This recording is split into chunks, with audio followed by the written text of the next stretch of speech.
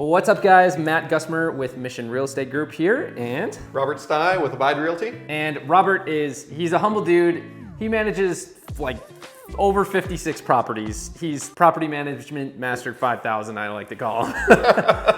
And also a realtor too. So he has a ton of knowledge on what properties are easier to manage, which properties make more money for investors, all sorts of information. So we're collaborating here to just share a bunch of helpful information to investors and people just curious about what property management looks like, from costs to maintenance, the logistics of getting it set up and listed and marketing and so on. Absolutely. In these days of everybody wanting passive income streams and things like that, real estate is an awesome way to go, but there are so many variables and so many pitfalls that we're hoping to walk through some steps and some things to look for and help you avoid. Let's get to it. So for those of you who don't know, Robert manages 56? About that.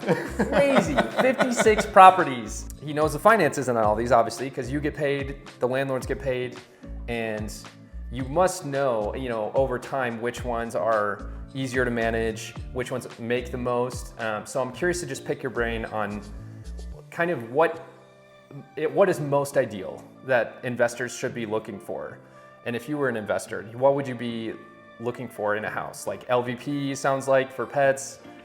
What specs for a house, like how many bedrooms and bathrooms seem to make the most sense or be the most bang for the buck that you're seeing investors make a lot of money on, and location, what makes a good location kind of thing. That's a loaded question, but hit me with it. Just all your thoughts on kind of like, what would you recommend to investors with your management side perspective? What makes it easier and provides a better rental?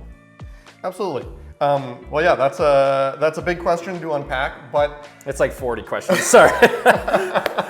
It's all good. So if I had my choice, if I had unlimited budget, if I could choose the ideal rental property for any investor out there, it would be a fourplex or more than one fourplex, 3 bedrooms and 1 3/4 bath plus. And so 2 different places to shower, essentially. Yep. And that's exactly why we get a lot of calls on, I washed a bunch of hair down my bathtub drain and now it's plugged up, I can't shower, etc. If you have a second shower in a rental unit, it at least gives you a day or two to get a plumber out there, as opposed to it being an emergency. Yep. So that is huge. Oh yeah, because then no one can use the bathroom exactly. in the meantime. Okay. Exactly. So that's why 1 3/4 plus is ideal. And you're saying, so a fourplex being a 3-bed, at least 2 bath for each unit of Correct. the fourplex? Oh, okay, cool. Yep. As far as investment goes, a fourplex tends to be the best bang for the buck, and it's hugely helpful on the maintenance end, because oftentimes we have calls coming in from a couple different units in the same week, and we can send one tech out to take care of multiple things. Mm-hmm. We're not paying a separate service charge per unit because he's already out there. Yep.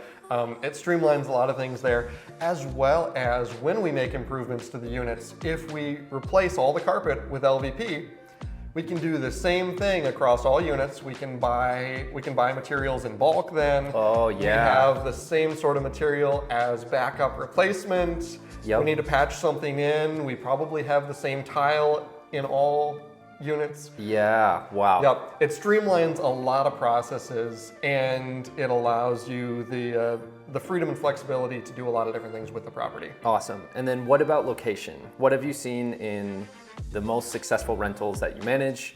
Are they near a park? Are they near just tons of action, tons of commercial buildings, tons of food, tons of, location is a tricky thing to pin down, like where is valuable. You can kind of get a feel for it in just which homes are more valuable, and you can literally see this is a more valuable area. Yep. But that might not always make sense from an investor standpoint if you can get a cheaper location but still with high rent. What are your thoughts on what that looks like for a good location? Absolutely. Well, I think in the same vein as all real estate, it really depends on the target market or the demographic for that unit. Yep. If I have a high-end 1 or 2 bedroom unit, then that's probably going to be suited to young professionals or a single person. And so I want that to be close to workplaces, close to eating establishments, things like that. Yep.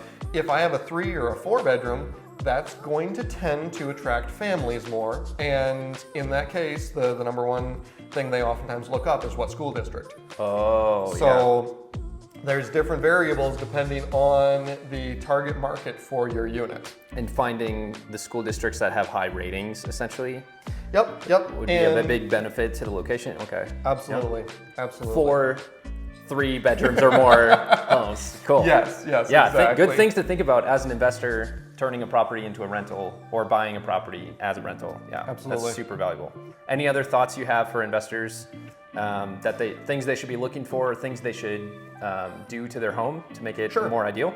The number one thing that I tend to recommend is find your niche, find your target demographic, the way you want to market and push your properties, and just kind of stay in your lane as far as that goes. Yep. If you want to market all high-end lofts and condos, then stick to that and don't buy a single family 5-bedroom place way out in the suburbs that is like none of your other properties. Because again, then you lose that streamline effect.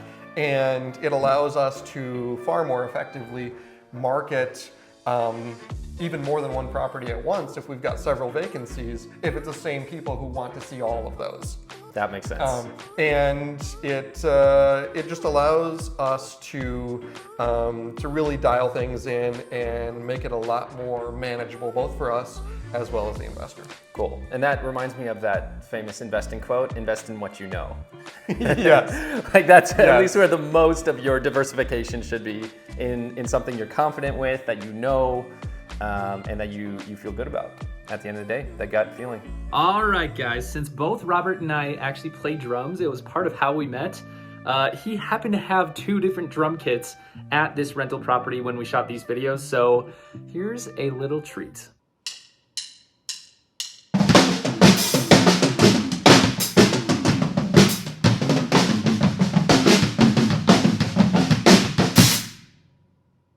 That was clean. That was real nice. Hey, thanks for joining us. Robert Stye, Abide Realty. Matt Gusmer with Mission Real Estate Group. Appreciate you guys. Hopefully this was helpful information. You're now a smarter investor. Peace.